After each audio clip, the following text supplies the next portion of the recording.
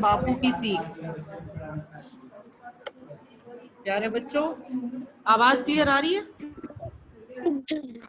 Yes students, आवाज clear आ रही है? Yes ma'am. Okay, yes, open your book. आज हम पढ़ेंगे बापू की सीख। प्यारे बच्चों, सबसे पहले हमें यह पता होना चाहिए कि यहाँ पर आपके सामने पिक्चर भी दी गई है कि बापू किसके लिए कहा गया है। बापू या राष्ट्रपिता, ये है महात्मा गांधी जी। लेसन पढ़ने से पहले हम इनके बारे में थोड़ा सा जानेंगे। मुझे पता है कि आप सब इनके बारे में जानते हैं, लेकिन हम थोड़ा सा इनका परिचय लेंगे और इसके पश्चात हम अपना लेसन शुरू करेंगे। प्यारे बच्चों, महात्मा गांधी जी एक ऐसे महान व्यक्ति हैं जिन्होंने अपने देश को आज़ाद कराने में महत्वपूर्ण योगदान दिया है, जिसके कारण इनको राष्ट्रपिता यानी बापू की उपाधि से विभूषित किया गया है। इनका जन्म 2 अक्टूबर 1869 को गुजरात के पोरबंदर में हुआ। इनकी पत्नी का नाम कस्तूरबा गांधी था। प्यारे बच्चों, इन्होंने हमारे देश को संगठित किया, सबको इकट्ठा किया और इन्होंने सत्य और अहिंसा इस मार्ग पर चलने का संदेश दिया। प्यारे बच्चों, इनके इसी संदेश के माध्यम से और इनके सिद्धांतों का पालन करते हुए हम अपने जीवन में एक अच्छे दिशा में अग्रसर होते हैं। प्यारे बच्चों, आज हम बापू की सीख यह चैप्टर पढ़ेंगे। सबसे पहले इस चैप्टर में हम देखेंगे बातों बातों में। बातों बातों में इसमें दिया गया है इनका एक प्रिय भजन जो ये हमेशा गाते थे, रघुपति राघव राजा राम। किनका प्रिय भजन था यह आप लेसन में पढ़ेंगे और आपको पता भी होगा। इसके पश्चात इसमें दिया गया है समय और पानी को महत्वपूर्ण क्यों माना जाता है। प्यारे बच्चों, इसमें देखिए सबसे पहले इसमें थोड़ा सा महात्मा गांधी जी के बारे में और इस पाठ के बारे में थोड़ा सा हमें संक्षिप्त में बताया गया। महात्मा गांधी जी ने अपना सारा जीवन समाज सेवा में लगा दिया। समाज सेवा यानी कि लोगों की सेवा करने में लगा दिया। चाहे कोई गरीब हो या अमीर, हिंदू हो या मुसलमान, बच्चा हो या बूढ़ा, वे सभी के प्रति समान भाव रखते थे। उनके जीवन से जुड़े कुछ रोचक और संस्मरण आप इस पाठ में पढ़ेंगे। यानी कि वैसे तो उनकी बहुत सारी ऐसी बातें हैं जो हमें हमेशा जीवन में सीख देती हैं, लेकिन इस पाठ में कुछ महत्वपूर्ण बातों पर प्रकाश डाला गया है जिनके बारे में हम आज पढ़ेंगे। सबसे पहले देखिए समय का महत्व। गांधी जी समय को कितना महत्व देते थे, सबसे पहले यह बताया गया है समय का महत्व। अब देखिए ध्यान से, और सबके पास पेंसिल होनी चाहिए। जो भी आपको कठिन शब्द लगते हैं, जिस भी शब्द को आपको ये लगे कि यह मुझे इसकी प्रोनाउंसिएशन भी देखनी है और अच्छी तरह से इसको बोलना आना चाहिए, जो भी है, तो आप उसको अंडरलाइन भी करेंगे। सबसे पहले देखिए, गांधी जी को भारत, भारतवासी और भारतीय भाषा से विशेष लगाव था। वे समय का पालन कठोरता से करते थे। कठोरता यानी कि उन्होंने एक सेकंड बहुत बड़ी कीमत होती थी उनके लिए, यानी कि एक एक सेकंड को वो महत्व देते थे। वे समय का पालन कठोरता से करते थे। उनका मानना था कि घड़ी की सबसे महत्वपूर्ण सुई सेकंड और मिनट की होती है। यानी कि वो घंटे, यानी कि 1 घंटा 2 घंटा हो गया, यह महत्व तो बाद में है। सबसे पहले उन्होंने बताया कि हमें एक सुई की जो सेकंड की सुई होती है और मिनट की, उसी का महत्व हमें पता होना चाहिए। आगे देखिए, यदि समय की छोटी इकाई को महत्व नहीं देते, यानी कि जीवन में हम छोटी छोटी बातों को अगर महत्व नहीं देते तो बड़ी बातें हम कैसे सीख पाएंगे। इसलिए सबसे पहले हमें जीवन में छोटी बातों को सीखना है, उनको अपनी आदत बनाना है, ताकि हम अच्छी आदतों के अनुसार जीवन में आगे चल सकें। यदि हम समय की छोटी इकाई को महत्व नहीं देंगे तो घंटों, महीनों और दिनों के महत्व से अनभिज्ञ रहेंगे। अनभिज्ञ का मतलब होता है उसके बारे में हम जान नहीं पाते। उसके बाद देखिए, वे एक पल भी पाते थे। पल यानी कि छोटा छोटा, यानी कि थोड़े से समय का जो उनके लिए महत्व था, वो एक पल भी व्यर्थ नहीं गंवाते थे। उनका कहना था कि समय का सम्मान करोगे तो सफलता मिलेगी। यानी कि जब हम समय को महत्व देंगे, एक एक सेकंड को महत्व देंगे, तभी हम जीवन में ऊंचाइयों पर पहुंच पाएंगे, सफलता को प्राप्त कर पाएंगे। आगे देखिए, सत्य और समय दोनों रेल की पटरियों की तरह है। सत्य यानी कि जीवन में सच बोलना, और समय यानी कि एक एक सेकंड, एक एक पल, दोनों एक रेल की पटरियों की तरह हैं, जिन पर मनुष्य जीवन भर चलता है। यानी कि सत्य का भी पालन उसे जीवन भर करना होता है, और समय को भी उसको पूर्ण महत्व देना होता है।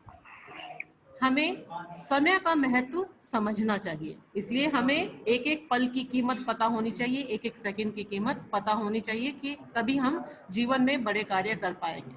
आगे देखिए, एक बार गांधी जी उत्तर प्रदेश की यात्रा पर अपने पौत्र कांति को भी साथ में ले गए।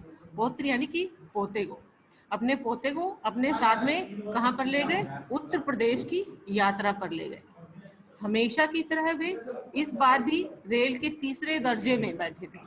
हमेशा यानी कि वो फर्स्ट क्लास में भी नहीं बैठते थे, यानी कि तीसरे दर्जे में बैठकर ही वो अपनी यात्रा को करते थे। रेलगाड़ी अपनी रफ्तार से चल रही थी। रफ्तार यानी कि जो रेलगाड़ी की रफ्तार होती है, सभी अपना कार्य कर रहे हैं, यानी कि अपनी रफ्तार से चल रही थी। परंतु गांधी जी लेख लिखने में व्यस्त थे। लेख लिखना यानी कि कुछ वो लिख रहे थे, लेख, और व्यस्त होना एक तरह से वो अपने कार्य में बिजी होना, यानी कि व्यस्त थे, पूरी तरह से उसमें पूर्णतः लगे हुए थे। उन्होंने अपने पौत्र कांति से पूछा। कांति यानी कि किस, उनके पौत्र का भी एक प्रश्न भी आता है कि उनके पौत्र का नाम क्या था, तो उनके पौत्र का नाम कांति था। कांति से पूछा कितना समय हुआ है, यह एक प्रश्न है, कितना समय हुआ है, क्योंकि वो अपने लेख लिखने में व्यस्त थे, इसलिए उन्होंने अपने पौत्र से पूछा कि कितना समय हुआ है। देखिए आगे वो क्या कहते हैं, कांति ने कहा 5 बजे हैं। 5 यानी कि जैसे उनका प्रश्न था, उसने एक तरह से उत्तर दे दिया। अचानक गांधी जी की नजर, नजर यानी कि दृष्टि, नजर घड़ी पर पड़ी, और उन्होंने देखा कि घड़ी में 5 बजने में 1 मिनट बाकी है। 1 मिनट यानी कि उसने, पुत्र ने, कांति ने क्या जवाब दिया था कि 5 बजे है, लेकिन जब जैसे ही गांधी जी की नजर घड़ी पर पड़ी, तो उन्होंने देखा कि 5 बजने में 1 मिनट है। उन्होंने लिखना छोड़कर कांति को देखा और कहा, यानी कि जो वो लेख लिखने में व्यस्त थे, उन्होंने लेखन कार्य वहीं पर छोड़ दिया, और क्योंकि उन्होंने देखा कि उनके पुत्र ने 1 मिनट को कोई महत्व नहीं दिया है, इसलिए उस बच्चे को 1 मिनट का महत्व भी वो समझाएंगे, इसलिए उन्होंने लेख लिखना छोड़ दिया। इसके बाद देखिए, लेख लिखना छोड़ दिया, उन्होंने लिखना छोड़कर कांति को देखा और कहा, ध्यान से देखो कितना बजा है। फिर से उन्होंने अपने पौत्र से यानी कि कांति से प्रश्न किया कि ध्यान से देखो कितना समय हुआ है। आगे देखिए, गांधी जी के चेहरे के भाव देख, एक मिनट, नेक्स्ट पेज देखना। मक्खी मारना। हाँ जी बेटा, ये नेक्स्ट पेज नहीं है, इससे नेक्स्ट ये नहीं है, ये यस। कांति ने ध्यानपूर्वक देखकर कहा, 5 बजने में 1 मिनट शेष है। अब ठीक है, ध्यान से देखें सभी। कांति ने ध्यानपूर्वक देखकर कहा, 5 बजने में 1 मिनट शेष है। इसके बाद देखिए, गांधी जी ने कहा, घड़ी रखने का क्या लाभ है जब तक सही समय को न बताया जाए। यानी कि क्योंकि उसने 1 मिनट के महत्व को नहीं जाना था, इसलिए गांधी जी का यह प्रश्न था अपने पोते को कि जब हम घड़ी रख रहे हैं और सही समय नहीं बता पाते, तो उस घड़ी को रखने का क्या लाभ। यदि 30 करोड़ मिनटों को जोड़ा जाए तो कितने महीने और कितने दिन होंगे। यदि 5 की जगह 1 मिनट कम कहें तो क्या होगा। तुमने सत्य को न पहचान कर गलती की है, यानी कि उसको समय के महत्व को बता रहे हैं कि तुमने समय को न पहचान कर गलती की है। भविष्य में ऐसा नहीं होना चाहिए। क्या कहा उन्होंने, भविष्य में ऐसा नहीं होना चाहिए, यानी कि एक एक मिनट का क्या महत्व है। उन्होंने फिर से एक बात कही थी कि 30 करोड़ मिनटों को जोड़ा जाए, कितनी मिनटों को, 30 करोड़ मिनटों को जोड़ा जाए तो कितने महीने और कितने दिन होंगे। यदि 5 की जगह 1 मिनट कम कहें तो क्या होगा? तुमने यानी कि फिर से ये देखिए कि तुमने सत्य को न पहचान कर गलती की है, भविष्य में ऐसा नहीं होना चाहिए। यानी कि इस पाठ में जो सबसे पहली सीख थी वो समय के महत्व को लेकर थी। प्यारे बच्चों, आपने समय के महत्व यानी कि गांधी जी कैसे जीवन में समय को, एक एक चीज को कैसे महत्व देते थे, उसके बारे में आपने जाना। अब इसमें दूसरा प्रसंग आता है, किसकी है गंगा यमुना। यानी कि इसमें गंगा यमुना से आप समझ गए होंगे कि इसमें पानी के महत्व को कहा गया है। किसकी है? गंगा यमुना। इसके पश्चात देखिए, इसमें पढ़िए, बात इलाहाबाद की है। सुबह का समय था। बात कहाँ की है? इलाहाबाद की। और समय कब का बताया गया है? सुबह का। सुबह का समय था। गांधी जी, नेहरू जी एवं अन्य स्वयं सेवक थे जो सेवा में लगे रहते थे। स्वयं सेवकों के साथ बातें करते करते हाथ मुंह धो रहे थे। कौन हाथ मुंह धो रहे थे? गांधी जी। किसके साथ थे? उनके साथ नेहरू जी भी थे और अन्य स्वयं सेवक भी थे। अब आगे देखिए, गांधी जी ने कुल्ला करने के लिए जितना पानी लिया था वह खत्म हो गया था और उन्हें दोबारा पानी लेना पड़ा। इस बात से गांधी जी थोड़े खिन्न हो गए। खिन्न होने का मतलब होता है उदास होना। यानी कि वो सुबह उठकर कुल्ला कर रहे थे तो उस जितना पानी वो अपने उसके लिए प्रयोग करते थे उसमें पानी वह कम रह गया था, जिस कारण उनको दोबारा से पानी लेना पड़ा था। इस कारण वो उदास हो गए। इसके पश्चात आगे देखिए, नेक्स्ट ये 74 है, सब एक से पहले एक दूसरे पेज होगा ये। हाँ जी, आगे देखिए, गांधी जी के चेहरे के भाव देख नेहरू जी ने पूछा, क्या हुआ? आप कुछ परेशान दिख रहे हैं। किसने पूछा? गांधी जी के जो भाव, चेहरे के भाव यानी कि उनकी प्रतिक्रियाएं बदल रही थी, तो नेहरू जी ने पूछा, ऐसा क्या हुआ है कि जो आप दुखी दिखाई दे रहे हो? इसके पश्चात आगे देखिए, बाकी स्वयं सेवक भी गांधी जी की तरफ देखने लगे। गांधी जी बोले, मैंने जितना पानी लिया था वह खत्म हो गया और मुझे दोबारा पानी लेना पड़ रहा है। यह पानी की बर्बादी है। यानी कि जो वह एक एक, जैसे उन्होंने समय को महत्व दिया है कि एक एक मिनट, एक एक सेकंड, एक एक पल की उन्होंने कीमत बताई है कि जीवन में हमारे लिए हर चीज का कितना महत्व है।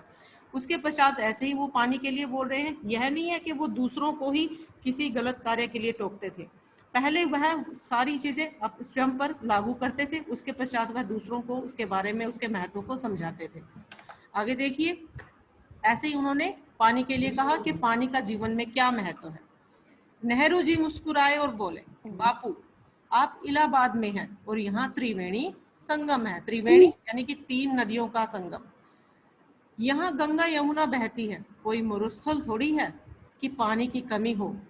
आप थोड़ा पानी अधिक भी प्रयोग कर लेंगे तो क्या फर्क पड़ता है। यानी कि यह शब्द किसने कहे? नेहरू जी ने कहे, गांधी जी को कहे कि यहाँ पर 3 नदियों का संगम है, यहाँ पर पानी की कोई कमी नहीं है, लेकिन फिर भी आप पानी के लिए इतना परेशान हो रहे हैं कि जैसे एक रेगिस्तान में खड़ा व्यक्ति पानी के लिए सोचता है।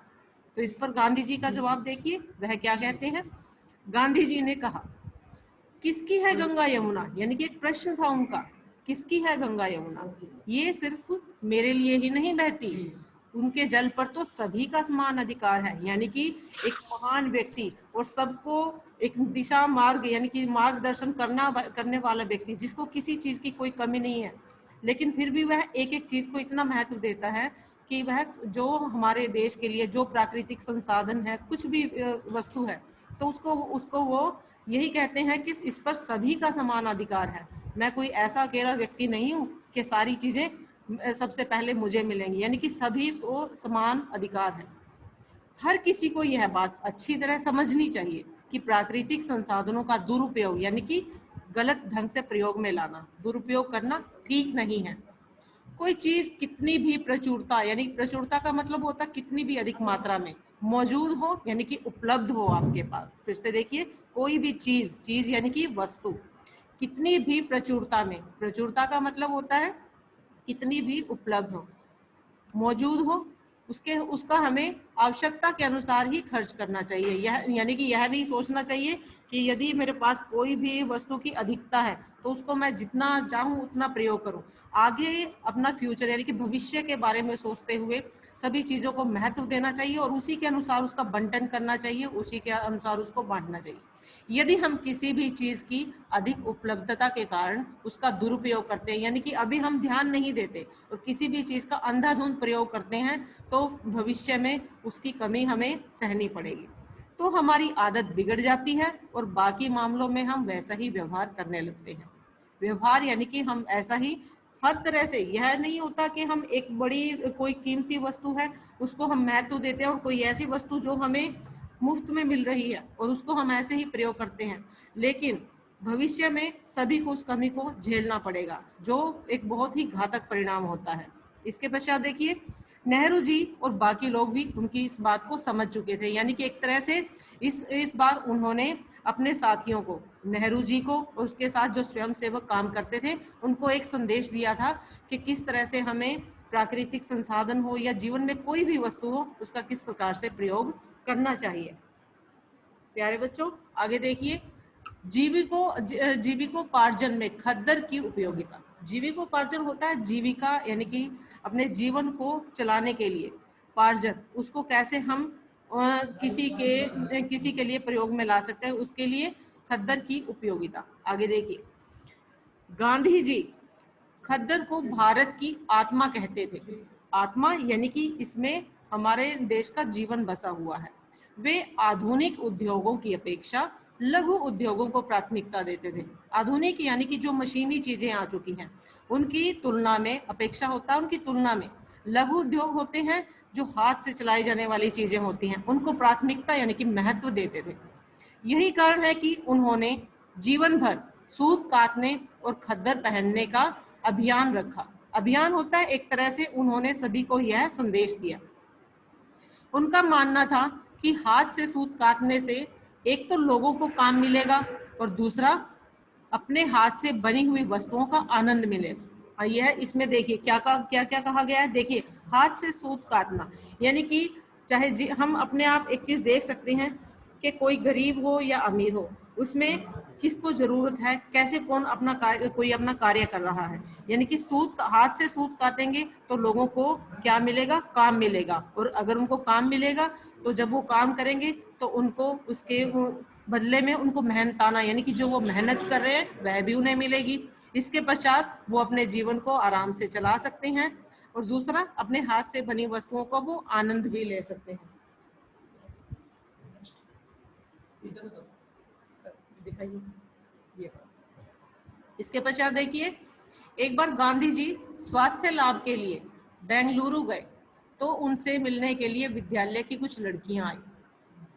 गांधी जी उनसे बोले, क्या तुम लोगों को खद्दर के बारे में कुछ पता है? यानी कि उनसे एक प्रश्न था, वह उनको मिलने आई थी तो उन्होंने उनसे एक प्रश्न पूछा कि खद्दर का जीवन में क्या महत्व, खद्दर क्या है, क्या तुम इसके बारे में कुछ जानती हो? तो उनमें से एक लड़की ने हंसते हुए कहा, खद्दर का अर्थ है कपड़ा। वे बोले, किस प्रकार का कपड़ा? कौन बोले? गांधी जी। और उन लड़कियों से प्रश्न किया कि किस प्रकार का कपड़ा। थोड़ी देर चुप रहने के पश्चात दूसरी लड़की बोली, खुरदुरा सा कपड़ा।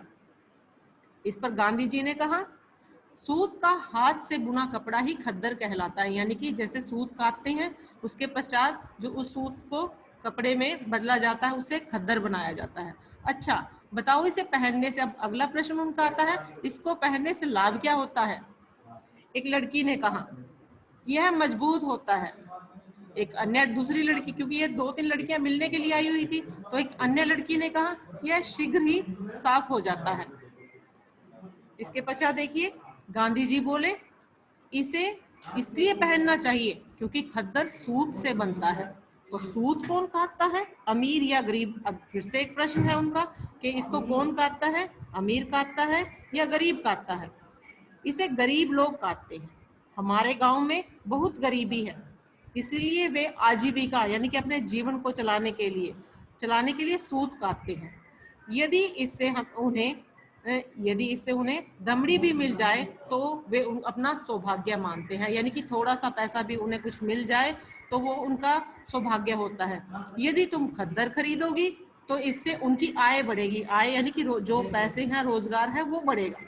वे गुड़, मिर्च, नमक आदि खरीद पाएंगे, यानी कि जीवन को चलाने के लिए जो आधारभूत चीजें होती हैं, इससे वो अपनी चीजें खरीद पाएंगे। अब समझ में आया कि खद्दर क्यों पहनना चाहिए। इस तरह से उन्होंने एक विद्यालय की लड़कियों को एक मैसेज दिया, एक संदेश दिया कि जीवन में खद्दर का क्या महत्व है। लड़कियों ने कहा, बापू अब हम खद्दर के कपड़े ही खरीदेंगे और उसे जरूर पहनेंगे। प्यारे बच्चों, आशा करती हूँ आपको यह पाठ अच्छी तरह से समझ आ गया होगा। आप इसके जो कठिन शब्द हैं उन्हें भी लिखें, इस पाठ को बार बार पढ़ें, अभ्यास करें, जिससे आपको यह शब्द अच्छी तरह से बोलने आएंगे और आपको यह पाठ अच्छी तरह से समझ आएगा। आप इसके शब्दार्थ अपनी नोटबुक में लिखें और इस पाठ को बार बार रीड करें। धन्यवाद।